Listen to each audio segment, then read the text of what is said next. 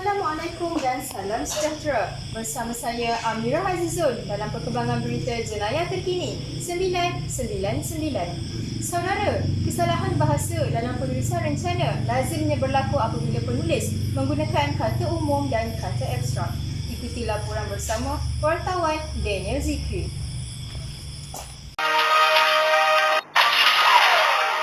Assalamualaikum dan salam sejahtera. Seperti biasa, anda bersama saya Nur Adilah dalam berita 555. Persoalan yang begitu kompleks yang dihadapi oleh dunia pada abad ke-21 ini menuntut kepada satu bentuk pemikiran yang baharu, yang luhur dan benar-benar tuntas untuk mencari penyelesaian terbaik terhadap isu yang melanda. Perkataan luhur yang disebut oleh pemberita sebentar tadi merupakan contoh penggunaan kata umum atau abstrak. Perkataan luhur dikategorikan sebagai kata adjektif sifatan yang menunjukkan suatu perihal yang mulia, tinggi dan agung.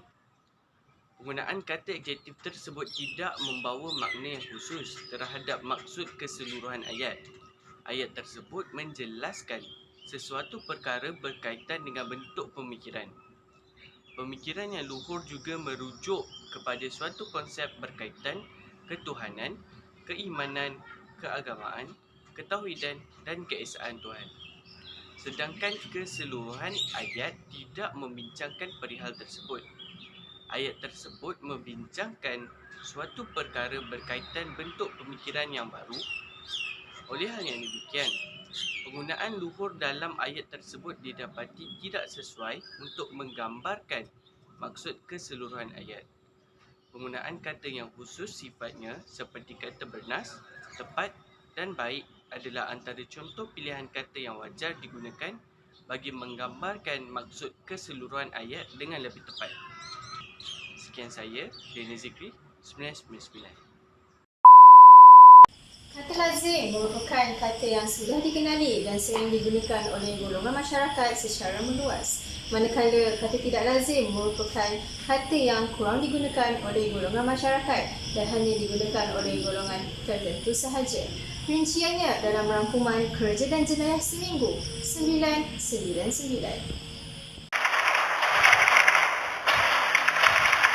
Apa yang hari ni ada? Okay. Selain membincang dan menilai tahap apresiasi rakyat Kelantan terhadap projek pembangunan yang dilaksanakan Kerajaan Persekutuan, Konvensyen UMNO Kelantan. Yang bakal dilangsungkan sehari suntuk itu juga wajar memberi lebih ruang untuk ahli parti bermuhasabah diri demi kebaikan bersama. Apa ni? Jargon pandemik COVID-19? Jargon? Perkataan apa tu? Perkataan bombastik, tertarik kau memang debom, tapi tak faham. Assalamualaikum dan salam sejahtera. Saya Sahida Nafisa akan bersama anda dalam 555. Berikut merupakan gelagat pembaca yang kurang memahami akhbar yang dibaca akibat penggunaan kata tidak lazim. Contoh kata tidak lazim yang digunakan dalam petikan tersebut ialah apresiasi. Apresiasi merujuk kepada satu penghargaan terhadap sumbangan atau jasa. Perkataan apresiasi tidak digunakan oleh masyarakat secara meluas, khususnya ketika berkomunikasi. Pembaca mungkin lebih mudah untuk memahami kandungan rencana jika penulis menggunakan perkataan penerimaan atau kepuasan dalam pembentukan ayat tersebut. Secara keseluruhannya, penggunaan kata tidak lazim dalam penulisan rencana akan menyukarkan pembaca untuk memahami kandungan rencana dengan lebih jelas dan tepat.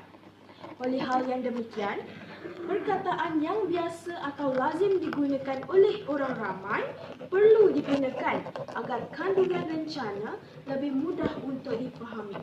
Sekian dari saya, Sahida Nafisa dari 555. Kata sinonim merupakan ungkapan atau kata-kata yang maknanya hampir sama dengan ungkapan atau kata-kata yang lain. Malah penggunaannya ditentukan mengikut konteks dan situasi. Rinciannya bersama wartawan Amirul Najwan. Weh Dan, minggu depan kan aku dah daftar masuk UUM tu. UUM? UUM Universiti Utara Malaysia ke? Ah, Wah, tanya. Ambil kelas apa? aku ambil kos keusahawanan. Usahawanan. Mahal tak kos tu? Mahal tak tapi aku dapat buat pinjaman PTPTN. So macam tak adalah berat sangat kan nak tanggung. Oh, PTPN. Tapi tak silap aku, PTPN kena bayar balik kan? Kena bayar balik. So macam sebab tu aku kena start menabung and menyimpan dari sekarang. Nabung dengan menyimpan bukan sama je. Berikut merupakan perbualan antara dua remaja yang baru sahaja menerima tawaran ke IPT. Kata sinonim yang dapat dikenal pasti di dalam perbualan itu adalah menyimpan dan menabung. Kamu Dewan Edisi keempat mendefinisikan menyimpan kepada dua, iaitu menaruh di tempat yang selamat dan menyimpan wang atau menabung. Kata menabung pula merujuk kepada satu perihal menyimpan wang di dalam bank, tabung dan lain-lain. Berdasarkan definisi tersebut, jelas bahawa kedua-dua perkataan tersebut merujuk kepada satu perbuatan yang sama, iaitu satu perihal merupakan mengumpul ataupun menyisihkan sejumlah wang untuk disimpan yang selamat. Penggunaan kata sinonim dalam penulisan rencana menyebabkan struktur ayat menjadi lewah dan tidak gramatis. Kelewahan dalam penulisan kewartawanan ini perlu dielakkan bagi membentuk pemahaman yang lebih baik kepada pembaca, bukan sahaja dari segi isi kandungannya, malah dalam konteks ayat yang digunakan dalam bahasanya. Laporan saya Amirul 999. Kesalahan ejaan dalam sesuatu bentuk penulisan akan mengganggu kelancaran pembaca untuk memahami fakta-fakta dengan baik. Perinciannya dalam tragedi 999 minggu ini.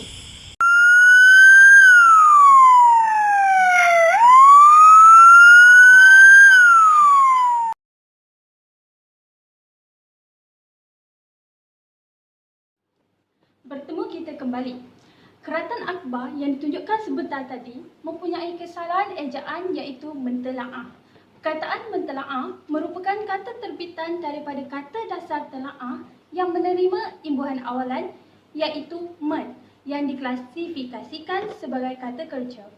Imbuhan awalan men akan menjadi me apabila bergabung dengan kata dasar yang dimulai dengan huruf T. Dalam pada itu, huruf pertama pada kata dasar tersebut digugurkan dan digantikan dengan bentuk sengau yang sama daerah artikulasinya dengan huruf yang pertama pada kata dasar tersebut. Misalnya, huruf T digantikan dengan huruf N. Oleh itu, ejaan yang betul bagi kata dasar telaah yang menerima imbuhan awalan me iaitu menelaah dan bukannya mentelaah. Sekian daripada saya, Nur Adilah dari Berita 555. Kepanjangan dan struktur ayat dalam penulisan kewartawanan hendaklah ringkas dan kebiasaannya bersifat singkat. Yang ditekankan dalam penulisan kewartawanan ialah kejelasan maklumat yang ingin disampaikan kepada pembaca.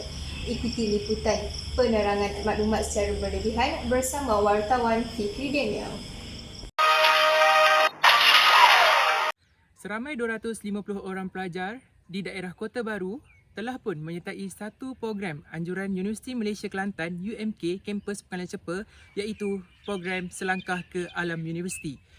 Program ini dianjurkan bersama Badan Amal Isteri-Isteri Menteri dengan kerjasama Kementerian Pendidikan Tinggi, Kementerian Pendidikan Malaysia dan juga beberapa kementerian yang terlibat.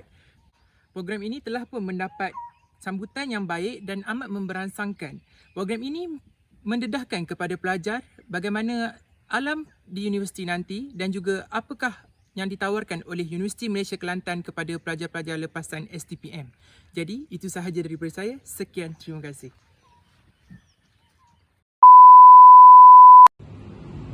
Berikut merupakan potongan berita yang mempunyai penerangan ayat yang berlebihan. Oleh itu, jumlah maksimum patah perkataan adalah 30 patah perkataan bagi penulisan sesebuah berita. Perkataan yang ditulis lebih daripada 30 akan membentukkan sebuah berita itu menjadi kompleks dan kabur maknanya. Secara keseluruhannya, kebolehan mengasihkan sesuatu ayat yang sempurna amatlah penting dalam penulisan. Pembaca akan gagal untuk memahami dan mentafsir sesuatu ayat jika ayat tersebut mempunyai deretan fakta, tidak mantap dan juga tergantung. Oleh hal yang demikian, penulis perlu mengelakkan penerangan ayat yang berlebihan dan menitik beratkan penggunaan ayat yang ringkas dan padat seperti yang disarankan. Laporan Fikri Daniel 999. Terima kasih kerana menjadi penonton setia kami. Nantikan pelbagai laporan jenayah terkini yang akan kami bawakan kepada anda pada minggu hadapan. Mewakili tim penerbitan 999, saya Amirah Azizun mengucapkan Assalamualaikum dan selamat malam.